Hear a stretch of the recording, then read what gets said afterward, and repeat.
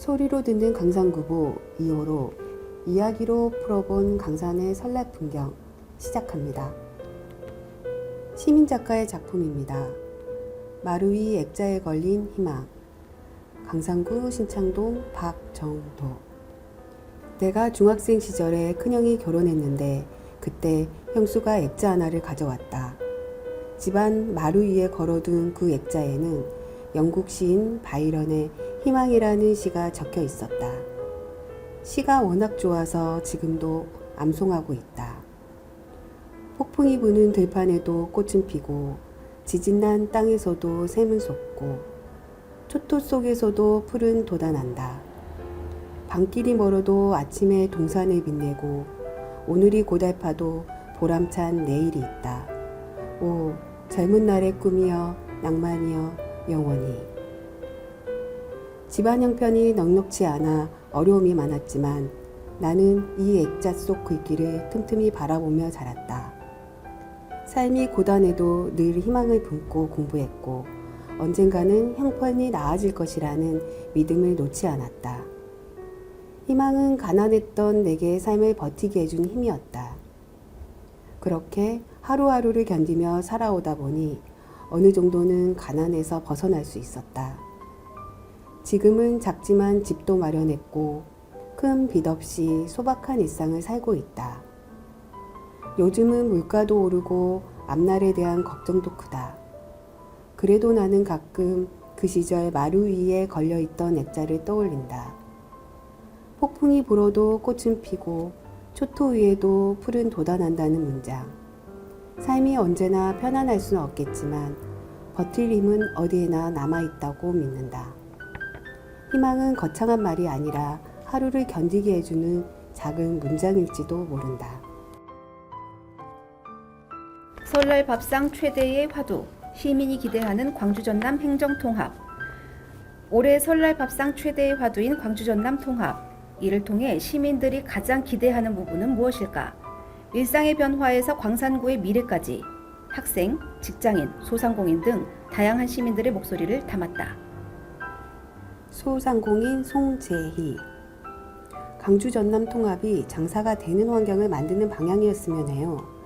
지역 자원이 연결되고 유동인구가 많아지면 소상공인에게는 큰 기회가 될 거예요. 통합형 지역 화폐화와 같이 단순하면서도 현실에서 체감할 수 있는 변화가 필요해요. 사람들이 모이는 동네가 되면 골목상권도 살아나고 강산구 전체에도 활력이 돌지 않겠어요? 프리랜서 임웅비. 프리랜서로 이전부터 광주와 전남을 오가며 일해왔습니다. 통합을 통해서 행정 절차 등이 일관된 흐름을 가진다면 좋겠어요. 광주 전남 어디서나 공유 작업실, 촬영, 편집, 장비 지원이 유기적으로 연결되면 큰 도움이 될 거예요. 광산구가 인적 자원의 중심지가 되길 바라요. 광주 전남 창작자나 기획자들이 자연스럽게 연결이 되면 이 안에서 새로운 일도 만들어질 수 있어요. 30대 직장인 이도현. 선운지구에서 나주로 출퇴근하고 있는데 통합 이후 교통망 체계를 잘 정비하면 좋겠어요. 광주 전남을 오가는 직장인들의 삶의 질이 높아질 거예요. 결혼을 앞두고 있어서 아이 키우기 좋은 동네에 대한 관심이 커졌어요. 강산구라는 잘 갖춰진 기반 위에 더 탄탄한 돌봄과 다양한 교육 선택지가 놓이길 바래요. 출퇴근 시간은 단축되고 아이들은 돌봄 체계 속에서 건강하게 자라는 미래를 기대해요. 취업준비생 노종민. 목포에서 면접을 봤는데 교통비 부담이 생각보다 컸어요. 공동생활권이니만큼 교통비 지원 같은 현실적인 제도가 갖춰졌으면 합니다. 취준생으로 무엇보다 일자리 확대를 가장 기대하죠. 선택지가 늘어난다는 거니까요. 광산구를 중심으로 광주와 전남의 일자리가 연계되고 확장이 되면 다른 지역으로 떠날 이유가 없죠. 통합이 청년에게 기회와 도전이라는 청신호를 주길 바랍니다. 20대 직장인 도은서. 사회 초년생으로 월세 부담이 가장 큰 걱정인데 광주와 전남의 좋은 주거 정책이 공유됐으면 해요. 주거가 해결돼야 청년이 지역에 정착할 마음도 생기니까요. 통합을 계기로 어등산 스타피드 조성과 같은 대형 프로젝트가 더 앞당겨지면 좋겠어요. 대형 쇼핑몰이 들어오면 강상구에서의 일상도 확실히 달라질 거예요. 고등학생 홍석훈, 이승민. 학원도 특정 지역에만 집중돼 있어서 멀리 살면 학원 통학에 30분 이상이 걸려요. 어디서든 균등한 교육 환경이 갖춰지면 학생들이 참 편할 거예요. 통합이 되면 광주 전남에서 살아도 괜찮다는 자부심이 생겼으면 합니다. 그러려면 일자리와 문화 환경이 갖춰져야겠죠. 학생들이 꿈을 마음껏 펼칠 수 있는 광산구가 됐으면 합니다. 천원 택시가 싣고 온 고향 소식, 아련한 추억 속 그 장면들, 슬며시 미소 짓다가 뭉클해지는 순간들을 다시 만난다. 2026 설날 특집 고향에서 온 편지. 그 무대는 강상구의 도심과 또 다른 매력을 지닌 농촌 지역이다. 그림 같은 풍경에 단 하나 교통이 아쉽지만 강상구 천원 택시가 있어 숨통이 트였다. 설날을 맞아 정겨운 고향 풍경과 따스한 정이 있는 이야기 속으로 안내한다. 첫 번째 고향 편지, 삼도동 복만마을. 친구처럼 가족처럼 늙어가는 이웃, 원순덕. 22살에 이 마을로 시집와서 이날가정 살고 있제. 옛날에 설이면 떡도 하고 전도 부치고 이 집 저 집 참말로 재미졌제. 지금은 다 돌아가셔서 사람이 없단께. 여기 연순할머니도 홀로 사셔서 친구처럼 의지하면서 같이 지내제. 나이가 든 게 다리가 아파서 잘 못 걸어 댕기니까 그게 문제여. 병원에라도 가려면 큰일인데 그래도 천원 택시가 있으니까 그거 타고 댕기니까 좋더만. 한 달에 2장 주대. 그거 쪼까 더 주면 좋겠어. 애기들한테 할 말? 뭐 할 말 있간디. 그저 할머니한테 자주 오거라잉. 다들 안 아프고 건강하게 살아라. 그것이 전부여. 필요한 거 있냐고? 그런 거 없제. 자식들이 용돈도 잘 주고 나라에서 돈도 주잖아. 근데 유모차나 하나 새 거로 있으면 좋겠어. 벌써 4번째 바꾸는 건디 바퀴가 자꾸 어긋나니까 밀고 다니기가 힘들어. 두 번째 고향 편지, 볼량동 왕동마을. 제2의 인생을 여는 기농일기, 오찬석. IMF로 어려움을 겪으며 처음 이 마을로 들어왔죠. 지금은 제2의 고향입니다. 천혜의 자연에 교통 하나 불편한데 그나마 천원택시가 주민들의 발입니다. 친환경 우렁이 농법으로 농사를 짓고 있어요. 깨끗하고 좋은 환경에서 농사를 지어 생산된 쌀들은 모두 학교 급식으로 나가요. 마을에서 만난 유호열 형님과는 친구처럼 오랜 우정을 쌓으면서 살고 있죠. 호열 형님은 20년 전 기양하셔서 3년 전까지 통장 일을 하셨어요. 이제는 제가 물려받아서 통장 일을 보고 있습니다. 올해는 서울에 있는 큰아들이 좋은 짝을 만나 9월에 결혼하기로 했다고 하더라고요. 홀로 외지에 나가서 자기 할 일 하면서 잘 살아주는 아들 녀석이 참 고맙습니다. 아내에게도 한마디 할게요. 여보, 그동안 고생 많이 시켰는데 항상 고마워. 내가 사랑하는 거 알지? 그런데 농사 지은 것들 너무 다 팔아버리지 말고 나 먹을 것도 좀 남겨두고 팔아. 알았지? 세 번째 고향 편지, 임곡동 본촌마을. 80평생을 함께한 인고 부부 임종호, 염복순. 이 마을에서 태어나서 지금까지 80평생을 살고 있어요. 아들 삼형제는 다 분가해서 광주에서 살고요. 공직에 있다가 퇴직해서 이제는 마누라랑 둘이 오순도순 지내고 있습니다. 우리 마을은 산세가 좋고 물도 좋고 인심도 좋지요. 근데 시내버스가 안쪽까지 안 들어오니까 시내로 나가려면 그게 좀 아쉽죠. 천원 택시를 이용하니까 참 고맙습니다. 명절이니까 가족들한테 한마디 하라고요. 아들 임봉규, 임신, 임봉만 건강하게 각자가 맡은 일 열심히 해서 잘 살기 바란다. 손주 임명진, 임은지, 임은수 모두들 공부 잘하고 건강하게 사는 게 제일 좋은 일이다. 마누라, 같이 살면서 80이 넘었는데 인생 마지막 마치는 날까지 서로 의지하면서 건강하게 살다 갑시다. 자네도 한마디 해봐. 얘들아, 이번 명절에는 떡도 해놓고 식혜도 해놓고 고기도 준비해 둘 테니 와서 잘 먹고 가거라. 참, 너희들 가져가라고 참기름도 짜두었으니 참기름도 한 병씩 가져가거라. 오늘만 같아라. 달라진 세미 풍경, 월곡시장. 설날이 다가오면 동네 시장은 하나의 커다란 무대가 된다. 달라진 전통시장의 명절 대목 풍경도 눈길을 끈다. 20년을 한결같이 월곡동 주민들과 함께 해온 월곡시장의 설 대목 현장을 찾았다. 여기서 청춘 다 보냈죠. 원조전집 장터전. 월곡시장 입구에 들어서면 아, 명절이구나 싶은 노릇노릇 전 부치는 냄새가 코를 스친다. 여기저기서 오가는 주문 목소리와 발걸음 빠른 손님들, 지글지글 끓는 기름 소리까지 월곡시장 한켠에서 20년 넘게 불판을 지켜온 원조전집, 장터전집은 설이 가까워질수록 숨 돌릴 틈이 없다. 평상시에는 저 혼자 운영해요. 그런데 명절이 되면 혼자서는 절대 안 되죠. 월곡시장의 터줏대감 박미래 사장님은 설을 앞둔 사흘을 꼬박 전만 붙인다. 명절만큼은 친인척이며 아이들까지 6에서 8명이 불판 앞에 선다. 동태전, 산적, 육전, 제사상에 꼭 오르는 기본 3가지는 빠질 수 없다. 삼색전 이거 없으면 제사상이고 차례상이고 못 차려요. 장터 전집의 설 장사는 이미 예약 노트에서 승부가 난다.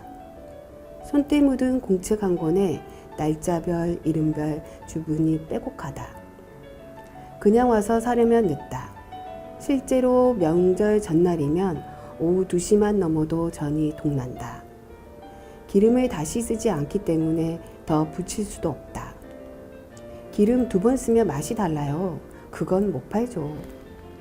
남길 만큼 욕심내서 붙이지도 않는다. 옛날엔 명절이면 집집마다 모여 전을 부쳤다면 지금은 미리 장만한 전을 나눠 먹으며 가족이 쉬는 시간이 명절 풍경이 됐다. 달라진 풍경의 으뜸은 전도 다 사먹냐던 어르신들이 단골 손님이 된 것이다. 차례 음식 세트를 통째로 맡기는 집도 많다. 시어머니, 시아버지들이 많이 주문해요. 며느리들 고생 안 시킨다고요. 명절에 전 다 맡기고 찜질방 간다고 하시더라고요. 명절 대목을 보내고 나면 기름 냄새에 질려 집에서는 전을 입에도 안 된다는 가족들 이야기에 박 사장님은 웃는다. 딸 손을 잡고 시장으로 들어온 날부터 그 아이가 결혼해 손자가 생기기까지의 시간이 이 자리에 쌓여 있다. 오래 버틴 힘은 결국 사람이라고 전한다. 단골과 삼터이자 일터인 시장, 그리고 명절을 기다리는 가족들. 해마다 같은 풍경으로 돌아오는 안녕만큼 마음을 놓이게 하는 안녕도 드물다. 장터 전집의 세미 풍경은 노릇노릇 구수한 늘 같은 안녕이다. 세월로 쪄낸 떡집의 설 풍경, 장자 떡방. 네, 예약 확인했습니다. 떡을 예약하는 손님들의 밀려드는 전화 주문으로 김정희 사장님의 휴대폰이 쉴 틈이 없다. 뽀얀 김이 오르고 구수한 쌀향이 퍼지는 풍경. 월곡시장 한켠에서 15년 넘게 자리를 지켜온 장자떡집은 설 대목을 맞아 더욱 분주하다. 명절이 아니어도 인기인 쑥 알떡과 인절미, 떡국떡까지. 예약 손님도 많지만 오전 10시부터 줄을 서는 손님들을 맞이하기 위해서 진열 손길도 바빠진다. 떡국떡이요? 한 1톤은 만들죠. 그래도 늘 부족해요. 대목 내내 만들고 팔고 상에 올릴 오색떡이랑 인절미도 구색 맞춰 준비해야 되고 선물떡도 있고요. 평소보다 1톤이 넘는 떡을 더 만들어야 하지만 표정에서는 곤란함보다 여유가 먼저 묻어난다. 세월이 쌓아준 내공이다. 미리미리 준비해둬요. 떡은 하루에 한 번씩 재료를 점검하고 선물 포장도 몰아서 하지 않아요. 늘 순서를 지켜서 하나씩 완성해두죠. 한꺼번에 몰아처리하지 않고 차근차근 해나가는 방식은 손님들 마음까지 편안하게 만든다.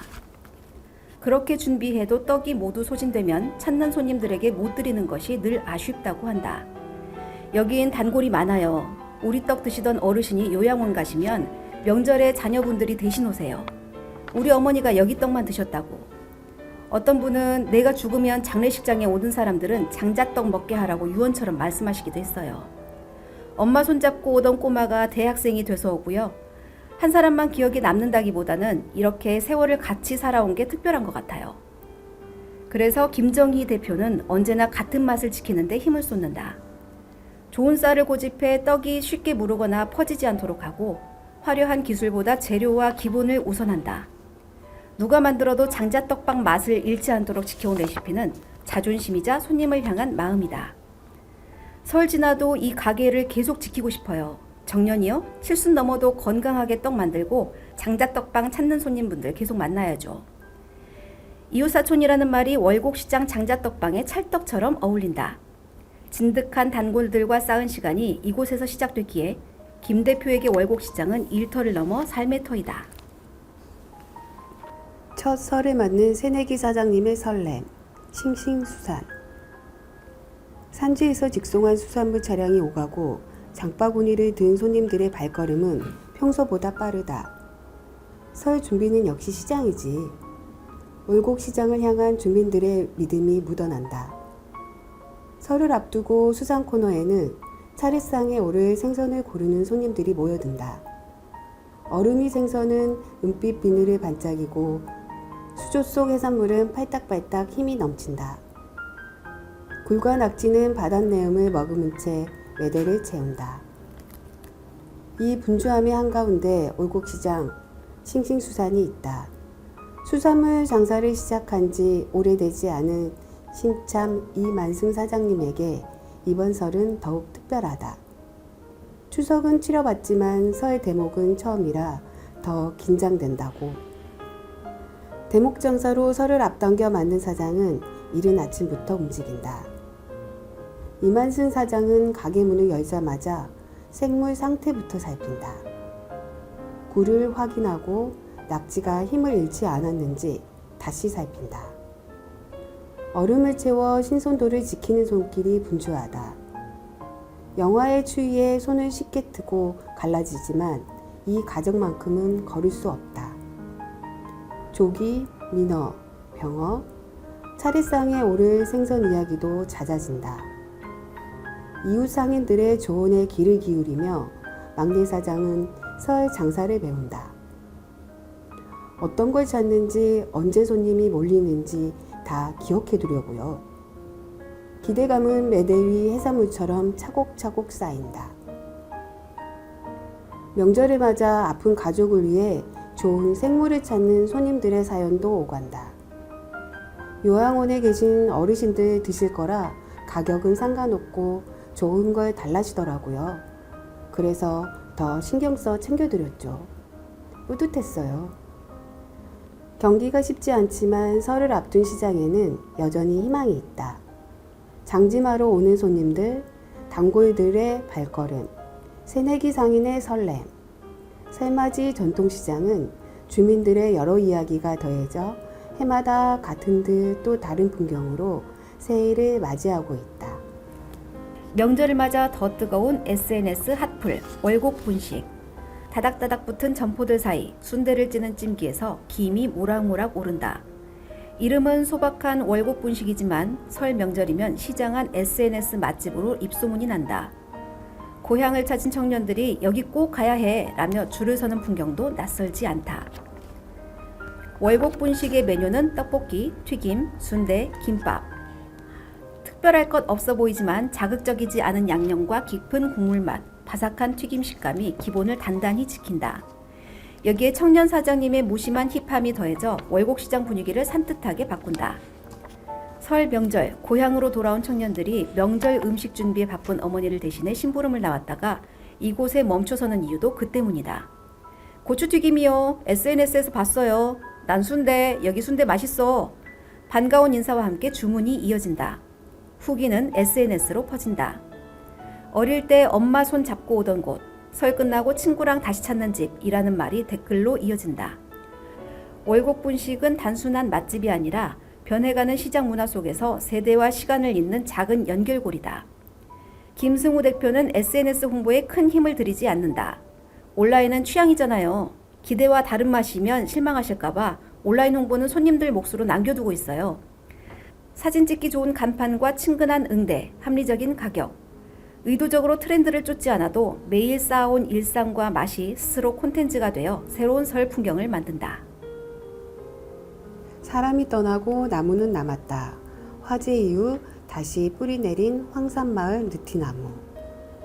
계절이 바뀌어도 같은 자리를 지키는 느티나무 한 그루가 황산마을 입구에 서 있다. 광산구 볼량동 황산마을 입구에 서 있는 보호수다. 겨울로 접어들면 낙엽, 하렵수들은 잎을 모두 떨군다. 앙상한 가지만 남긴 채 다음 계절을 준비한다. 봄과 여름 동안 초록빛을 띠던 잎은 기온이 낮아지고 낮의 길이가 짧아지면서 색을 바꾸고 결국 땅으로 돌아간다. 나무의 생존 전략이다. 나무는 스스로 영양분을 만들어낸다. 뿌리로 물을 끌어올리고 공기 중 이산화탄소를 흡수해 빛의 에너지로 광합성을 한다. 이 과정에서 탄수화물이 만들어진다. 광합성은 잎속의 엽록체에서 이루어지며 엽록소는 빛을 흡수하는 역할을 한다. 엽록소는 녹색을 반사하기 때문에 잎은 초록색으로 보인다. 하지만 기온이 내려가고 낮이 짧아지면 엽록소는 점차 사라진다. 대신 카로티노이드, 안토시아닌 같은 색소가 드러나면서 잎은 다양한 색으로 물든다. 황산마을 느티나무도 그렇게 계절의 변화를 겪는다. 이 나무는 1982년 보호수로 지정됐다. 당시 수령은 약 150년으로 추정됐다. 수고는 15m, 흉고 직경은 4.3m, 수간 직경은 20m 정도다. 크다고 할 수는 없지만 전반적으로 양호한 생육 상태를 유지하고 있다. 이 느티나무가 이곳에 심어진 시기에 대해 마을에는 전해 내려오는 이야기가 있다. 황산마을은 1492년 조선 성종 때 광산 정씨가 터를 잡으며 시작됐다. 이후 병자호란 무렵 청한이 씨가 다시 들어와 살면서 마을 이름을 황산으로 바꾸었다. 마을에 큰 화재가 나 일부 주민들이 서창면 세동으로 옮겨갔다가 1750년경 다시 돌아와 정착했다고 한다. 주민들은 그 무렵 이 느티나무도 함께 심어졌을 것으로 추정한다. 청한이 씨는 용진산 용진전사 터를 후석 오준선 선생에게 내놓은 가문으로 알려져 있다. 후석 선생은 이곳에 강당을 세우고 후학을 길렀다. 마을 입구에 남아있는 청한이 씨 세장비는 이런 역사를 전해준다. 400년 넘는 세월 동안 황산마을과 함께온 느티나무. 수많은 계절을 지나며 사람들의 삶을 지켜본 이 나무는 마을의 상징이자 정신적 버팀목처럼 서 있다. 잎은 떨어졌지만 느티나무는 여전히 그 자리에 남아 다음 봄을 준비하고 있다. 지금까지 소리로 듣는 강산구보 이호로였습니다. 끝까지 들어주셔서 감사합니다.